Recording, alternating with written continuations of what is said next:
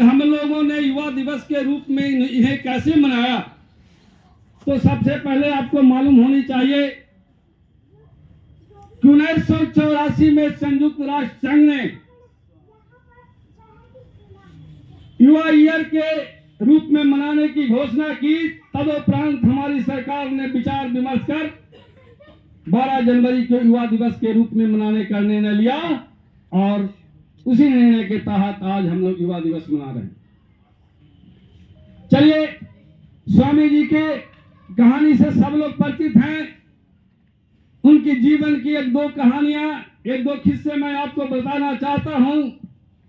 वह युवा सन्यासी जो ईश्वर की खोज में पता नहीं कितने गुरुओं के पास गए और हर गुरु के पास जाके एक ही बात कहते थे, क्या तुम हमें ईश्वर से साक्षात्कार करा दोगे? किसी गुरु की हिम्मत नहीं थी और किसी ने ये नहीं कहा कि मैं तुम्हें ईश्वर के साक्षात्कार करा दूंगा। और अंत में यह हमारा युवा सन्यासी रामकृष्ण परमहंस जी के पास गए और उन्होंने तुरंत ये कहा कि हाँ, मैं तुम्हें ईश्वर से साक्षात्कार करा दूंगा। खैर, अब ये दोनों गुरु शिष्य में कैसे कैसे कहानियां हुई, इस पे चर्चा करने पे थोड़ा समय बर्बाद होगा। ये आप मान लीजिए कि ईश्वर से साक्षात्कार स्वामी जी को कराई गई और वही इनकी संतुष्टि हुई। 9/11 अगर बोल दिया जाए तो आप लोग क्या समझते हैं?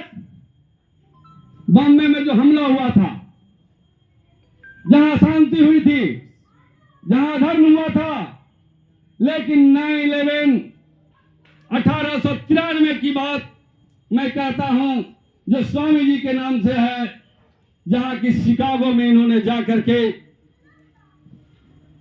इस दुनिया की सबसे बड़ी धर्म पंचायत को प्रतिनिधित्व किया था। और वहां जाने में इन्हें क्या मशक्कत करनी पड़ी, उसकी भी अगर मैं वर्णन करूं तो समय की बर्बादी होगी। खैर, मैं डायरेक्ट वहां पे ले जाता हूं जहां यह शिकागो में सम्मेलन हुई थी। और जब वहां हिंदुस्तान को प्रतिनिधित्व करने की बात आई तो वहां आयोजनकर्ताओं ने इनसे एक प्रश्न किया कि तुम इतनी बड़ी हिंदू राष्ट्र के प्रतिनिधि के रूप में आए हो, क्या कोई प्रमाण पत्र लाए हो? हमारा युवा सन्यासी शंकराचार्य को तार करते हैं और कहते हैं कि एक प्रमाण पत्र दे दो कि मैं हिंदू हूं और हिंदुस्तान को प्रतिनिधित्व करने आया हूं। बड़ी दुर्भाग्य और शर्म की बात रही है। कहने में थोड़ी जातवाद की बात आप नहीं लेंगे कि चूंकि मैं ऐसे गुरु का शिष्य हूं जिनके पास न कोई जातवाद है, न वर्गवाद है, न क्षेत्रवाद है, न रंगवाद है, न लिंगवाद है, लेकिन घटनाएं जो हमारे मुल्क में घटी है उसे कभी कभी व्यवस्थापूर्ण कहनी पड़ती है। हमारे शंकराचार्य जी ने जवाब दिया कि तुम ब्राह्मण नहीं हो, इसलिए तुम्हें यह सर्टिफिकेट नहीं दी जा सकती है। और इस दुनिया की इतनी बड़ी धर्म पंचायत में हमारा युवा और तेज सन्यासी हताश बैठ गया।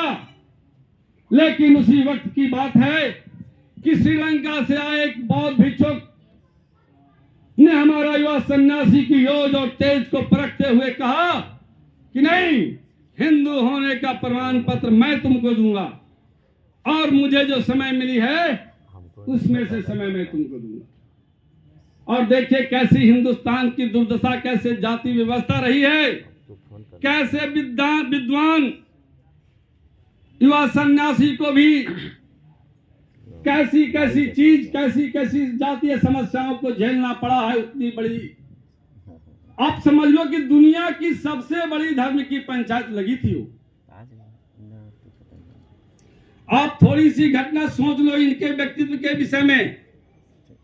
जब शिकागो जा रहे थे तो जाने के पहले एक घटना बता देता हूं। घटनाएं तो बहुत है लेकिन एक दो इंपॉर्टेंट बताएंगे। कहने का मतलब कि जब जाना था उस समय इनके गुरुजी की स्वर्गवास हो चुकी थी। तब इन्होंने सोचा कि हमें दुनिया की इतनी बड़ी धर्म पंचायत में जाना है, इतने बड़े जो है मुल्क को प्रतिनिधित्व करना है, तो थोड़ा गुरु मां से जाके आशीर्वाद ले लेते।